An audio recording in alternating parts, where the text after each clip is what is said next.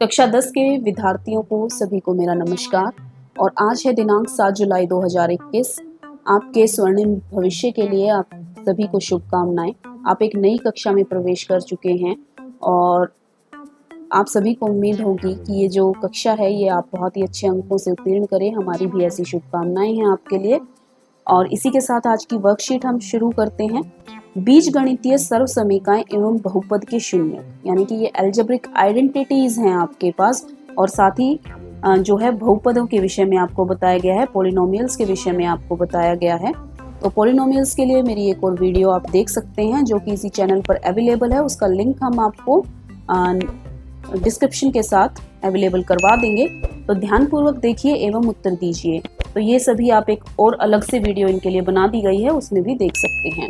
तो सबसे पहले सर्वसमीका जो है a जमा b का होल स्क्वायर, यानी कि a जमा b का पूर्ण वर्ग जब हम करते हैं तो इसका अर्थ होता है कि हमें a जमा b को a जमा b से गुना करना है।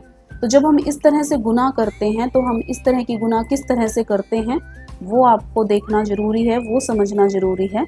तो आप देखेंगे कि ये जो गुनाएं हैं ये किस तरह से की जाती हैं। जब हमें a जमा b का पूर्ण वर्ग करना है तो उसका अर्थ होता है कि हमें a जमा b को a जमा b से ही गुना करना है। और उसके लिए सबसे आसान जो तरीका है वो मैं आपको बताने जा रही हूँ कि आप किस तरह से करेंगे। जो पहला अक्षर है, सबसे पहले आप इस a को देखिए, आपको इस a को इससे गुना करना है और उसके बाद इस a को b से गुना करना है। फिर ये जो b है इसको इससे गुना करना है और उसके बाद इससे गुना करना है। तो हमारे पास सर्वसमीका कुछ इस तरह से आ जाएगी, a का स्क्वायर जमा ए बी। a को जब आप b से गुना करेंगे फिर b को a से करेंगे तो भी a b ही आएगा, उसको आप ऐसे ही लिख लीजिए। फिर जमा, क्योंकि यहाँ पे कोई भी नेगेटिव साइन नहीं है तो हमारे लिए मुश्किल भी नहीं है, तो ये हो गया। और ये जो दोनों हैं ये मिलकर हो जाएगा 2ab। तो ये सर्वसमीका इस तरह से आपके सामने आ जाएगी। अब आप इसी तरह से इसको भी कर सकते हैं। x जमा वाई का होल स्क्वायर आपको दिया है तो आप लिख सकते हैं बड़ी आसानी से x का स्क्वायर जमा वाई का स्क्वायर जमा 2xy। ये भी वही सर्वसमीका है जो आपको ऊपर दी गई है। 3a जमा b का स्क्वायर जब आप करेंगे सर्वसमीका के अकॉर्डिंग तो आप इसको जब खोलेंगे तो आप लिखेंगे 3a को आपने पूरा a मान लेना है, तो ये हो जाएगा 3a का स्क्वायर जमा b का स्क्वायर जमा, अब 2 से गुना करेंगे आप दोनों संख्याओं को तो 2 गुना 3a गुना b, तो ये आपको मिल जाएगी 3a का स्क्वायर, यानी कि ये 9a का स्क्वायर हो जाएगा। और 9a का स्क्वायर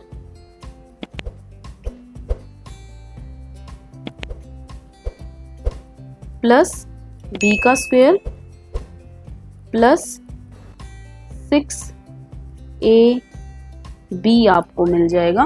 तो इस तरह से आपके पास ये सर्वसमीका से आप हल कर सकते हैं। अब इसी को जो है ज्योमेट्रिकली आपको दिखाया गया है कि किस तरह से इस सर्वसमीका को आप समझ सकते हैं। तो यहाँ पर देखिए आप, ये 4 हिस्सों में एक ही स्क्वायर को बांट दिया गया है। ये हिस्सा है a स्क्वायर, ये है जो लेंथ और ब्रेड्थ हैं उनको इस तरह से डिवाइड किया गया है कि ये a है और ये b है।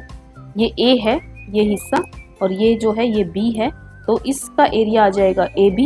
ये एक स्क्वायर था जिसकी सारी भुजाएं थी a, तो इसका जो एरिया आ गया वो a स्क्वायर, इसका ए बी और ये b स्क्वायर। तो इस पूरे का एरिया जो है वो कितना हो जाएगा वो हमें याद करना है। तो इस तरह से हम इसको निकाल सकते हैं सर्वसमीका a घटा b का होल स्क्वायर।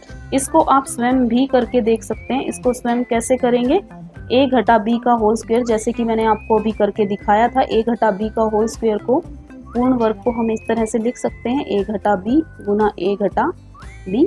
अब आपको क्या करना है, आपको a को a से गुना करना है और a को b से गुना करना है, फिर b को a से करना है और फिर b को b से करना है। यहाँ पर सिर्फ आपको माइनस के साइन का थोड़ा ध्यान रखना होगा।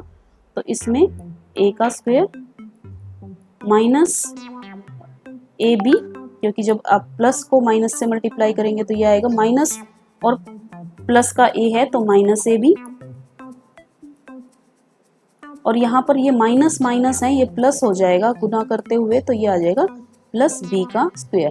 तो आप देख सकते हैं कि सर्वसमीका बन जाती है a का स्क्वायर घटा 2ab जमा b का स्क्वायर। तो इस तरह से सर्वसमीका आपको दी गई है, तो इनको आप अपने आप भर सकते हैं। ये जो आपको दिया गया है इसको आप कर सकते हैं किस तरह से करना है।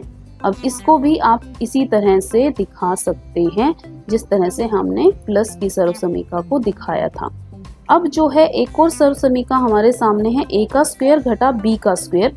इसको हम, ये बहुत ही जगह यूज होती है, बहुत ही मोस्ट कॉमन सर्वसमीका है ये, a का स्क्वायर घटा b का स्क्वायर। आपको ये सर्वसमीका बहुत ज्यादा यूज करनी होगी, तो इसको हमेशा याद रखिए कि ये होती है a plus B into a minus B. तो इसको इस तरह से हम लिख सकते हैं। अब आप T square minus S square क्या हो जाएगा, T square minus S square हो जाएगा T plus S T minus S. अब 96 और 104 को गुना करना है, तो देखो इस सर्वसमीका का प्रयोग यहाँ पर हम किस तरह से करते हैं, 96 गुना 104। तो एक तो आप कहेंगे कि इसको सीधा गुना कर सकते हैं हम, या फिर मैं इसको लिख सकती हूँ 100 घटा 4 और 100 जमा 4। तो ये सर्वसमीका बन गई a घटा b a जमा b। तो हम इसको लिख सकते हैं 100 का वर्ग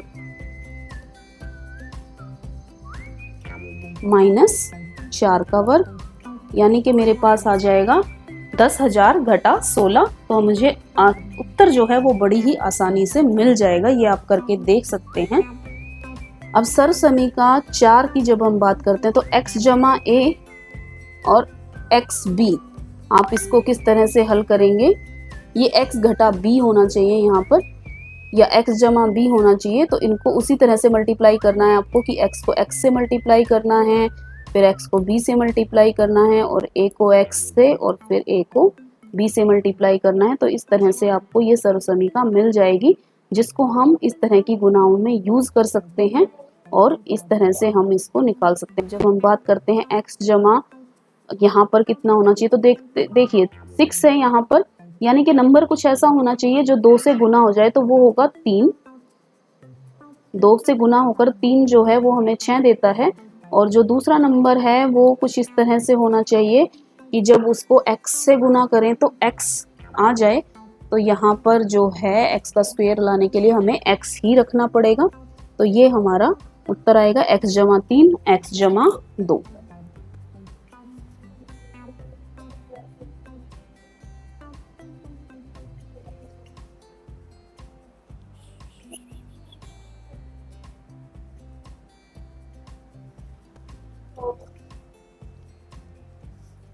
अगली जो सर्वसमीका है a प्लस बी का होल क्यूब, उसको हम a plus B into A plus B into A plus B देख सकते हैं। इस सर्वसमीका में जो सर्वसमीका 4 है कहीं कुछ दिक्कत है, ये x प्लस बी होना चाहिए, वो हम चेक करके आपको नेक्स्ट वीडियो में अपडेट कर देंगे कि क्या होना चाहिए।